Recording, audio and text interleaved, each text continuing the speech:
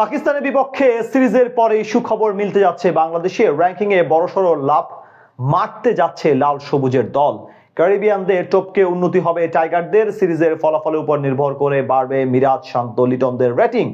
পাকিস্তানের বিপক্ষে তবে কেমন ব্যবধানে জিতলে র্যাঙ্কিং এ উন্নতি হবে বাংলাদেশে, সেটাই জানবো প্রতিবেদনের বাকি অংশ থেকে।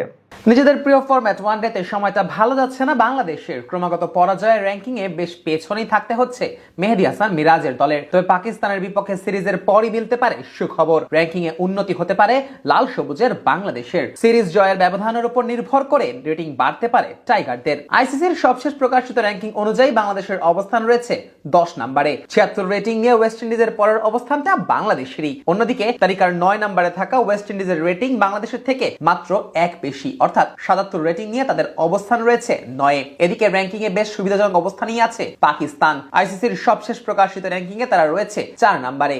103 রেটিং পয়েন্ট নিয়ে অস্ট্রেলিয়ার পরে রয়েছে তাদের অবস্থান। এমন দলের বিপক্ষে জয় পেলে র্যাঙ্কিং এ উন্নতি হবে টাইগারদের। পাকিস্তানের বিপক্ষে ঘরের মাঠে প্রথম ম্যাচ জয় পেলেই র্যাঙ্কিং এ ওয়েস্ট ইন্ডিজকে টপকে যাবে লাল সবুজরা। সেই ম্যাচ জিতলে বাংলাদেশের রেটিং বেড়ে গিয়ে দাঁড়াবে 78-এ, অর্থাৎ তখন র্যাঙ্কিং এ তাদের অবস্থান দাঁড়াবে 9 নম্বরে। এখন 3 ম্যাচের এই সিরিজে বাংলাদেশ যদি জয় লাভ করে তাহলে সিরিজ শেষে বাংলাদেশের অবস্থান থাকবে 9-এ। তবে সিরিজ জয়ের ব্যবধানের উপর নির্ভর করবে বাংলাদেশের রেটিং কই গিয়ে ঠেকে। যদি পাকিস্তানের বিপক্ষে 3 ম্যাচের 3টিতেই জয় তুলে নেয় টাইগাররা, তাহলে তাদের রেটিং বাড়বে সবচেয়ে বেশি। সেক্ষেত্রে বাংলাদেশের রেটিং গিয়ে দাঁড়াবে 81-তে। ফলে ক্যারিবিয়ানদের থেকে বেশ অনেকটাই এগিয়ে যাবে লাল সবুজেরা। বাংলাদেশ যদি 3 ম্যাচের এই সিরিজে 1 ম্যাচ হেরেও যায় তাও র্যাঙ্কিং এ উন্নতি করবে। সেক্ষেত্রে যদি বাংলাদেশ 2-1 ব্যবধানে সিরিজ জিতে যায় তাহলে টাইগারদের রেটিং বেড়ে গিয়ে দাঁড়াবে 79-তে। তবে যদি বাংলাদেশ পাকিস্তানের বিপক্ষে এই সিরিজে হেরে যায় তাহলে রেটিং বাড়লেও র্যাঙ্কিং এ উন্নতি হবে না টাইগারদের। 2-1 ব্যবধানে সিরিজ হারলে বাংলাদেশের রেটিং হবে 77, তবে র্যাঙ্কিং এর অবস্থান থাকবে সেই 10 নম্বরেই।